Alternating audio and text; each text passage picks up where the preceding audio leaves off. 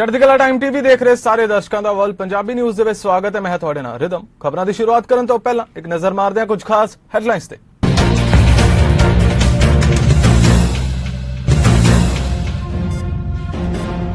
ਅੰਤਰਰਾਸ਼ਟਰੀ ਯਾਤਰੀਆਂ ਲਈ ਵੱਡੀ ਖਬਰ, ਬ੍ਰਿਟੇਨ ਨੇ ਕੋਵਿਡ ਸੰਬੰਧੀ ਸਾਰੀਆਂ ਪਾਬੰਦੀਆਂ ਕੀਤੀਆਂ ਖਤਮ।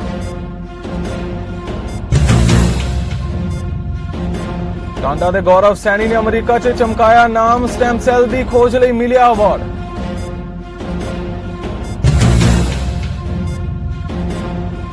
ਉਧਰ ਨਿਊਜ਼ੀਲੈਂਡ 'ਚ ਕੋਰੋਨਾ ਕਹਿਰ ਜਾਰੀ, 18,500 ਤੋਂ ਵੱਧ ਨਵੇਂ ਮਾਮਲੇ ਕੀਤੇ ਗਏ ਦਰਜ।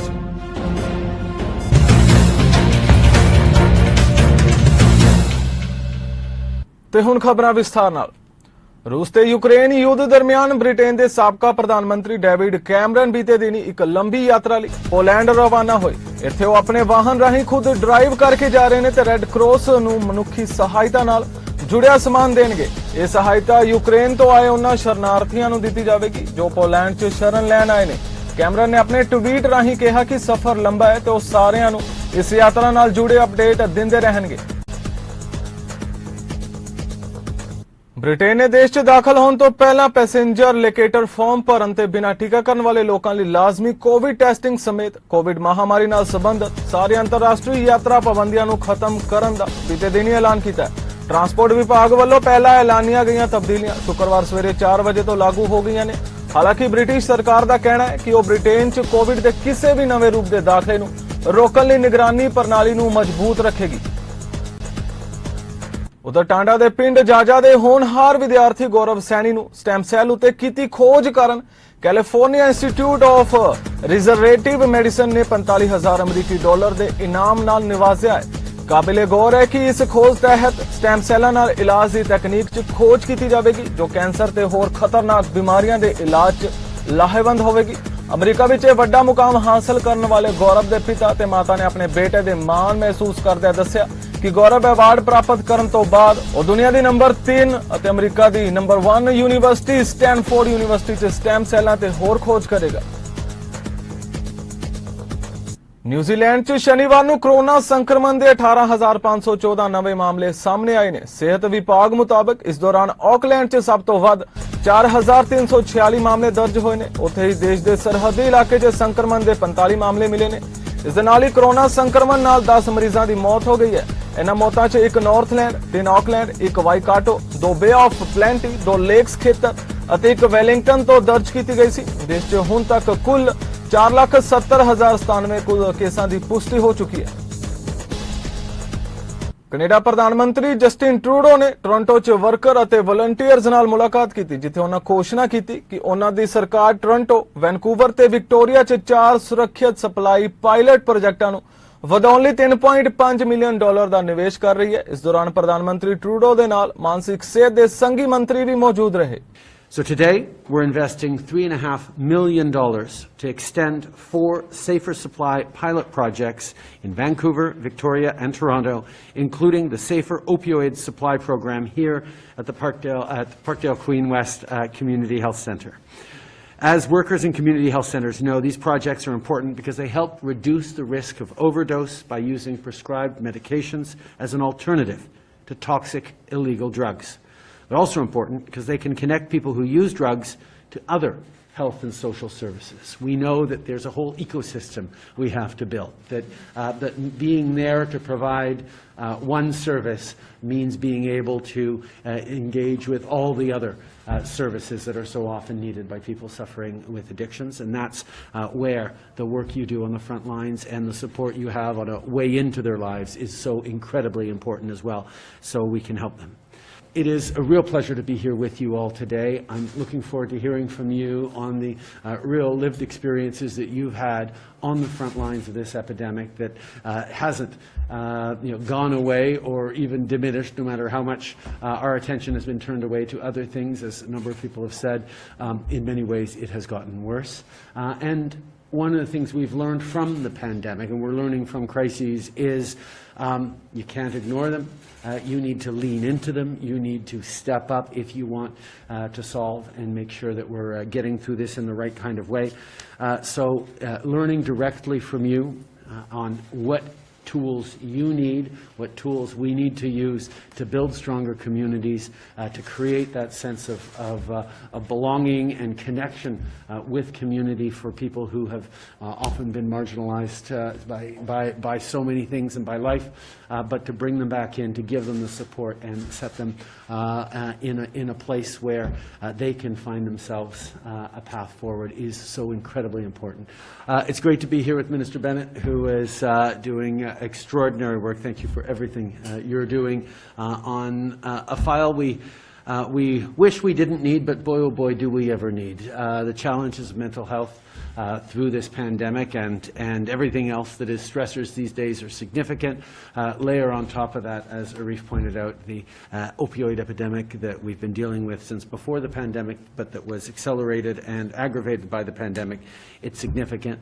Also, with great community MPs like Nate Erskine-Smith, Julie Taleb Wilson joining us from the West Coast. It's wonderful to see everyone coming together in this way. उधर एनडीपी आगू जगमीत सिंह ਵੱਲੋਂ ਸਕਾਰਬੋਰੋ ਓਨਟਾਰੀਓ 'ਚ ਇੱਕ ਨਿਊਜ਼ ਕਾਨਫਰੰਸ ਕੀਤੀ ਗਈ ਜਿੱਥੇ ਉਹਨਾਂ corporations ਉੱਤੇ ਵਾਧੂ ਜਾਇਦਾਦ ਟੈਕਸ ਦੀ ਮੰਗ ਕਰਦੇ ਹੋਏ ਇੱਕ ਵਿਰੋਧੀ ਮਤਾ ਪੇਸ਼ ਕਰਨ ਦੀ ਆਪਣੀ ਪਾਰਟੀ ਦੇ ਯੋਜਨਾ ਬਾਰੇ ਚਰਚਾ ਕੀਤੀ।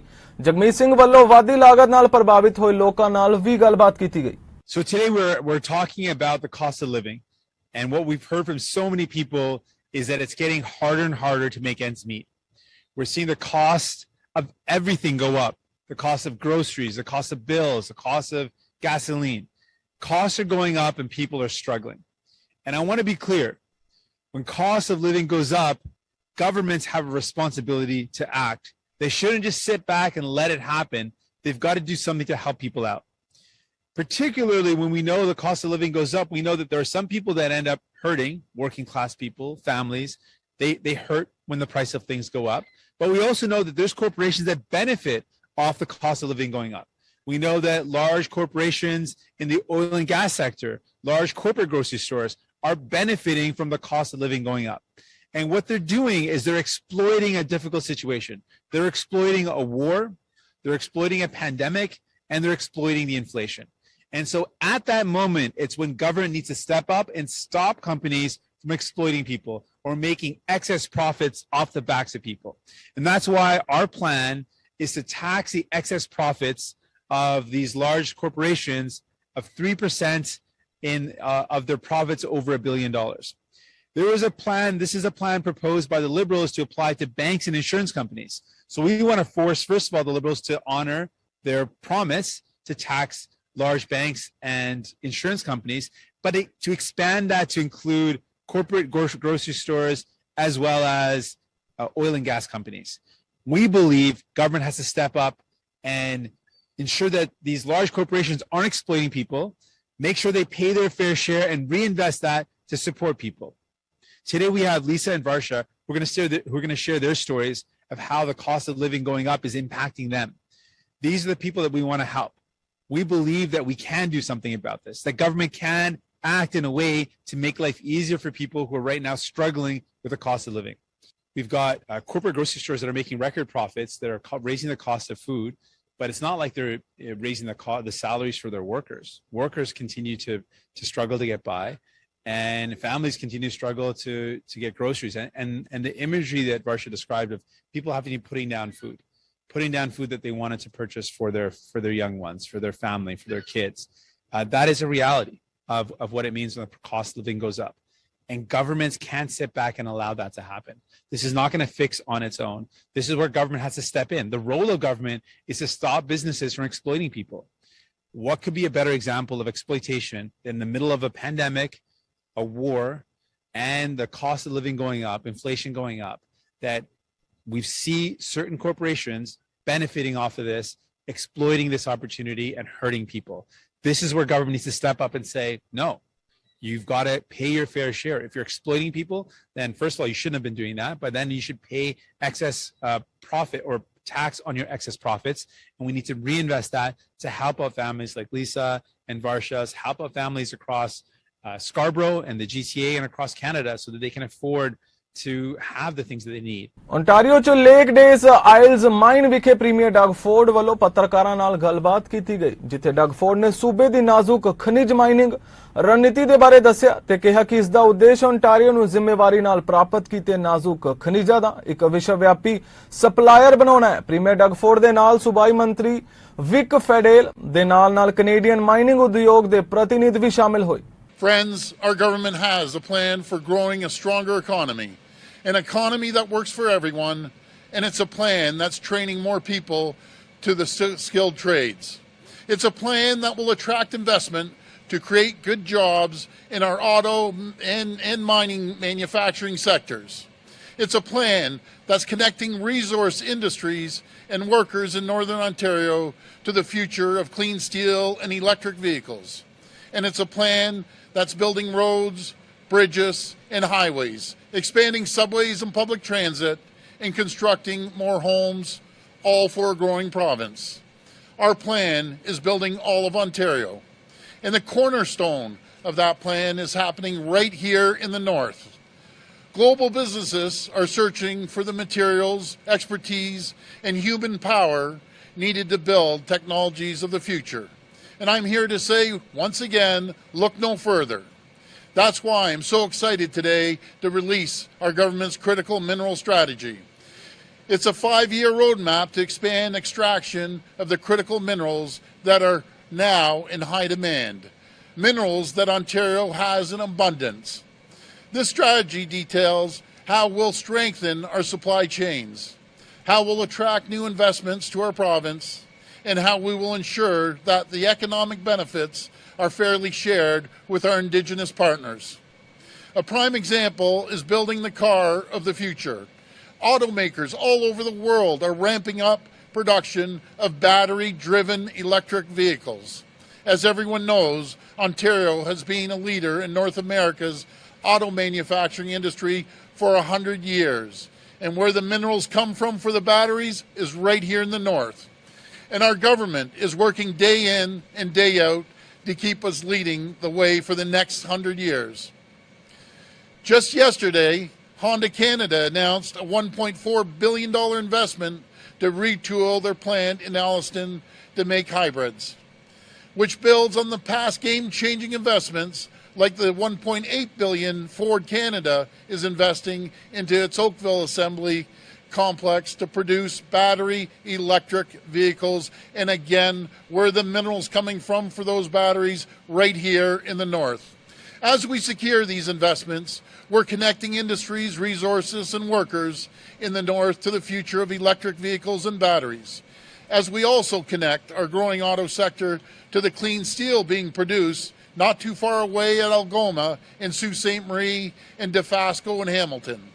Together, we're connecting homegrown industries of the future right here in Ontario, and there's no better place to do so.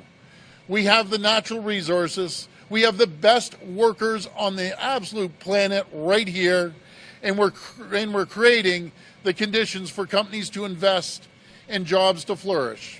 ਸਿਹਤ ਮੰਤਰੀ ਯੀਨ ਯਵੇਸ ਡੁਕਲੋਸ ਅਤੇ ਟਰਾਂਸਪੋਰਟ ਮੰਤਰੀ ਉਮਰ ਅਲ ਕਾਬਰਾ ਵੱਲੋਂ ਐਲਾਨ ਕੀਤਾ ਗਿਆ ਕਿ ਫੈਡਰਲ ਸਰਕਾਰ ਕੈਨੇਡਾ ਨੂੰ ਪੂਰੀ ਤਰ੍ਹਾਂ ਟੀਕਾਕਰਨ ਵਾਲੇ ਯਾਤਰੀਆਂ ਲਈ ਆਪਣੀ ਪੂਰਵ ਆਗਮਨ ਕੋਵਿਡ ਟੈਸਟਿੰਗ ਦੀ ਲੋੜ ਨੂੰ ਖਤਮ ਕਰ ਰਿਹਾ ਹੈ। ਦੱਸਦੇ ਕਿ ਪਹਿਲਾਂ ਕੈਨੇਡਾ 'ਚ ਦਾਖਲ ਹੋਣ ਲਈ ਯਾਤਰੀਆਂ ਨੂੰ ਆਪਣੀ ਨੈਗੇਟਿਵ ਰਿਪੋਰਟ ਦਿਖਾਉਣਾ ਜ਼ਰੂਰੀ ਸੀ, ਪਰ ਅਗਲੇ ਮਹੀਨੇ ਤੋਂ ਯਾਤਰੀ ਜੋ ਪੂਰੀ ਤਰ੍ਹਾਂ ਟੀਕਾਕਰਨ ਕਰ ਚੁੱਕੇ ਨੇ ਉਹਨਾਂ ਨੂੰ ਹੁਣ ਕਿਸੇ ਵੀ ਟੈਸਟਿੰਗ ਦੀ ਜ਼ਰੂਰਤ ਨਹੀਂ ਹੋਵੇਗੀ। Effective April 1st, 2022, fully vaccinated travelers will no longer be required to complete a pre-entry test for travel to Canada. Fully vaccinated travelers may still continue to undergo random testing upon entry to Canada, but they are no longer required to quarantine while awaiting their results. Unvaccinated and partially vaccinated travelers will continue to be tested with COVID-19 molecular tests on arrival and on day 8 while they quarantine for 14 days. All travelers are also required to complete ArriveCan online or through the free mobile app before entry to Canada. We will continue to adjust them as the epidemiological situation here in Canada and abroad evolves. Finally, I would like to thank Canadians for doing their part, getting vaccinated, and for many of you, getting boosted and following public health advice. We have the power, individually and collectively, to reduce the impact of the virus on our lives. Living with COVID-19 means that we want to continue to exercise that power and make prudent, smart choices for ourselves and for those we love. It is a great day for Canadian travelers, tourism, and aviation, that we would adjust our border measures based on public health recommendation. And that is exactly what we are doing today. I also want to highlight what removing pre-entry testing will mean for cruise ship travelers when the season starts in early April. Passengers on a cruise will need to take an antigen test no more than 1 day before the scheduled departure, but will no longer be required to be tested before getting off the cruise ship.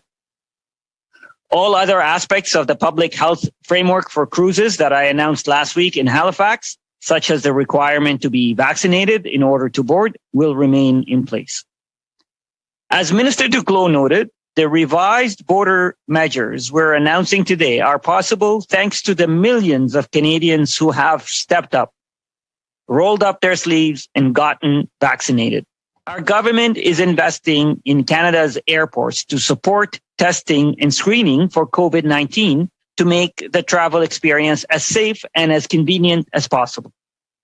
And just last Monday, I announced a major investment at Pearson Airport, and more announcements are coming. We also continue to have measures such as the obligation to be vaccinated to take a plane or a train in Canada and wearing a mask in Canadian airports and on planes. Burlington 'ਚ federal ਮੰਤਰੀ ਫ੍ਰਾਂਕੋਇਸ ਨੇ ਛੋਟੇ modular ਰਿਐਕਟਰਾਂ ਦਾ ਸਮਰਥਨ ਕਰਨ ਲਈ $27.2 million ਦੇ ਨਿਵੇਸ਼ ਦਾ ਐਲਾਨ ਕੀਤਾ ਹੈ। ਇਹ fund Westing house electric Canada ਦੇ ਮਾਈਕਰੋ ਰਿਐਕਟਰ ਪ੍ਰੋਜੈਕਟ ਦਾ ਸਮਰਥਨ ਕਰਨਗੇ। ਉਸ ਦੇ ਨਾਲ ਫੈਡਰਲ ਮੰਤਰੀ ਕਰੀਨਾ ਗੋਲਡ ਤੇ ਵੈਸਟਿੰਗ ਹਾਊਸ ਇਲੈਕਟ੍ਰਿਕ ਕੈਨੇਡਾ ਦੇ ਨੁਮਾਇੰਦੇ ਵੀ ਸ਼ਾਮਿਲ ਰਹੇ। So I'm really delighted to announce, and I want to give the credit to Minister Gould, to Pam Damorf, us together, that allows us today to say that we are going to be investing more than $27 million to support Westinghouse to advance their eVinci SMR technology in Canada. And for those who are expert, but those watching at home, the eVinci is basically a nuclear reactor that you put in a container. So if you think about transportability, if you think about, in a way, plug and play, that it's easy to use and it's safe to use and it's reliable and responsible, that looks like the technology of the future. So it's obviously good news for the 200 workers of Westinghouse. It's certainly good news for Burlington and the Alton region. And I would think it's really good news for all these remote communities in Canada who are looking to move out of diesel. So I think many of you have seen that over the last 2 years at least, we've been presented with two existential challenges. I mean, one is COVID-19, and I think that science, technology, and innovation has demonstrated already that we can find breakthrough solutions for humanity. We've seen it with a COVID vaccine, and we've been able, with my colleagues, to make sure, and with our government and the Prime Minister, to ensure the health and safety of Canadians. But if I look beyond that, there's another big existential threat to our nation and to humanity, which is climate change. And there again, I think science, technology, and innovation will provide the breakthrough solution. And why I'm so happy to be with you and so many distinguished guests which are with us is that we realize that what we're talking about here this morning has the potential to be one of these breakthrough solutions that the world is needing, not only for Canada in remote locations as we're trying to green supply chain, but I think to the world, and that's really where Canada can play a place. And you have seen that not only we want to ensure a greener future to our children, but my ambition as Minister of Industry is that we lead in the green industrial transformation, not only here in Canada, but around the world. And with technologies like the one we're doing here, we have the potential to do that. And everyone knows, and I was reminded with Mr. Gould, the CANDU reactor. I used to go in Korea and South Korea in my previous life before politics, and Canada was known for the CANDU reactor. So we have that reputation of reliability, of quality, of responsible use of nuclear energy. And I know we were together in Paris to celebrate that. So it's great to be here. Canada became the second country ever to produce nuclear power. And that really struck me that there's not that many things that we can say as Canada have the badge of honor that we were the second in the world, but in fact we were the second to produce nuclear power. So this began a lasting legacy of excellence in our country that we can build upon. And what I'm so inspired, and I want to thank the management team and Peter, who was so proud to introduce us the next generation of people who are going to continue that great tradition, because everything we do is about talent and it's about the people. We all know that building a factory is somewhat easy these days, but to get the talent, to get the people, to get them interested in nuclear technology in the future is quite something. The second thing I would say from our capabilities have come from mining uranium to R&D at Chalk River and Pointe-le-Pro, to building reactors and to managing waste and more. Canada is a world leader in nuclear technology, and Pam has often talked about the isotopes, which I'll talk in a moment. But we have a lot of experience in nuclear technology, so when I think about what we can do in our country, but beyond, we are really credible around the world. And we have been known, and I mentioned that before, for the export of CANDU reactor. Those of us who are a bit older would remember that CANDU was really something that people look, and the radioisotopes, which have been used for cancer therapy. And I know Pam and the colleagues have talked about a project in the region. And finally, did you know? ਇੱਕ virtual news conference ਦੌਰਾਨ Canada ਨਿਆਂ ਮੰਤਰੀ David ਲਮੇਟੀ ਨੇ ਕਈ ਪ੍ਰੋਜੈਕਟਾਂ ਵਿੱਚੋਂ ਇੱਕ ਨੂੰ ਉਜਾਗਰ ਕੀਤਾ ਜੋ ਸੰਘੀ ਸਰਕਾਰ ਸਵਦੇਸ਼ੀ ਕਾਨੂੰਨ ਸੰਸਥਾਵਾਂ ਦੀ ਸਥਾਪਨਾ ਸੰਬੰਧੀ ਕਾਰਵਾਈ ਲਈ ਕਮਿਸ਼ਨ ਦੇ ਸੱਦੇ ਦੇ ਨਾਲ ਇਕਸਾਰਤਾ 'ਚ ਫੰਡ ਦੇ ਰਹੀ ਹੈ। ਇਸ ਦੇ ਨਾਲ ਹੀ ਮੰਤਰੀ ਲਮੇਟੀ ਨੇ ਮਿਸਟੀਸਨੀ ਗਵਰਨੈਂਸ ਪ੍ਰੋਜੈਕਟ ਦਾ ਸਮਰਥਨ ਕਰਨ ਲਈ 4 ਸਾਲਾ ਸੰਘੀ ਫੰਡਿੰਗ 'ਚ ਲਗਭਗ $5 ਲੱਖ ਦੀ ਘੋਸ਼ਣਾ ਵੀ ਕੀਤੀ। These funds are supporting many innovative and exciting projects that are putting CTA 50 into action across Canada, which brings me to our announcement today. I'm pleased to highlight funding of close to $500,000 over 4 years to support the Mistissini Governance Project, which will revitalize Cree legal principles and traditions within their community, as Chief Neposh has described.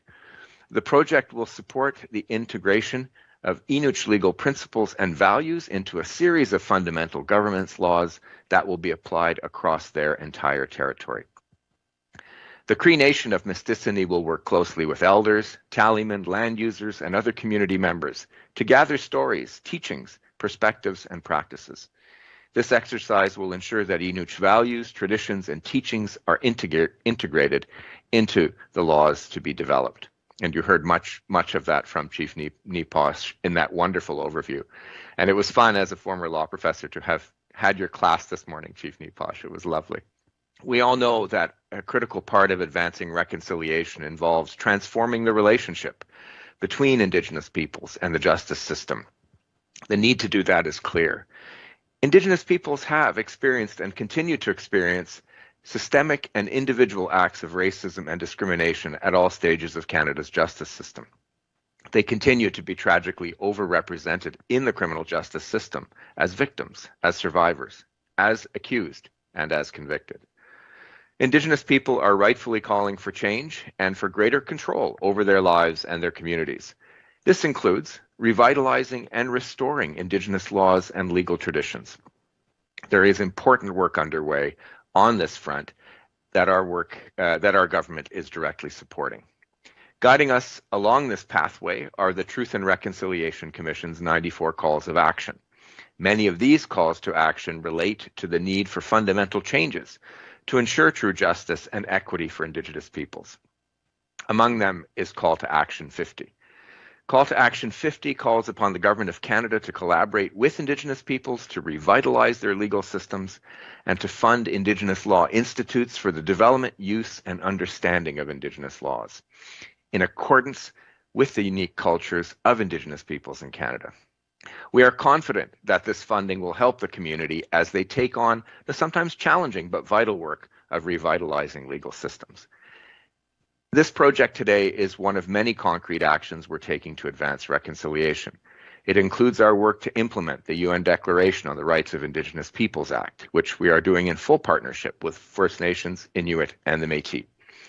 To get there, we will develop together an action plan to achieve the declaration's objectives. In December, my department called launched a call for proposals to support Indigenous participation in this process and to support Indigenous-led consultations. Saint John's ਵਿਖੇ Newfoundland ਤੇ Labrador ਦੇ premier ਐਡਰਿਊ fury ਨੇ ਸੂਬੇ ਦੀ ਯੂਕਰੇਨੀ family support ਡੈਕਸ ਪਹਿਲਕਦਮੀ ਦੇ ਵਿਸਤਾਰ ਬਾਰੇ ਇੱਕ ਅਪਡੇਟ ਪ੍ਰਦਾਨ ਕੀਤੀ। ਇਹ ਸਹਾਇਤਾ ਡੈਕਸ ਮਾਰਚ ਦੇ ਸ਼ੁਰੂ ਕੀਤਾ ਗਿਆ ਸੀ ਤਾਂ ਜੋ ਨਿਵਾਸੀਆਂ ਨੂੰ ਰੂਸੀ ਹਮਲੇ 'ਚ ਯੂਕਰੇਨੀਅਨਜ਼ ਲਈ ਆਪਣੇ ਘਰ ਖੋਲ੍ਹਣ 'ਚ ਮਦਦ ਕੀਤੀ ਜਾ ਸਕੇ। ਉਸ ਨਾਲ ਇਮੀਗ੍ਰੇਸ਼ਨ ਆਬਾਦੀ ਵਾਧੇ ਅਤੇ ਹੁਨਰ ਦੇ ਸੂਬਾਈ ਮੰਤਰੀ ਵੀ ਸ਼ਾਮਿਲ ਰਹੇ। My friends, there has been a heightened anxiety these last 3 weeks. We've all been feeling it. And it's different from the anxiety created by the pandemic. Night by night, the news out of the Ukraine has been captivating, horrifying. The unlawful invasion of a peaceful country is an international outrage.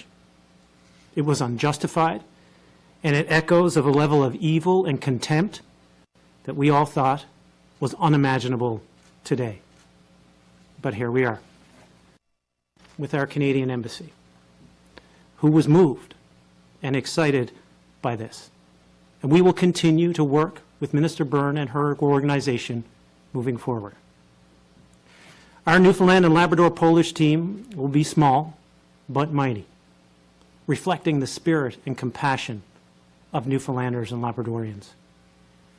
A couple of them know all too well the benefits of Canada and the warm embrace of Newfoundland and Labrador, as they themselves left Poland years ago to settle on this rock, with nothing more than a dream of a better life for them and their families.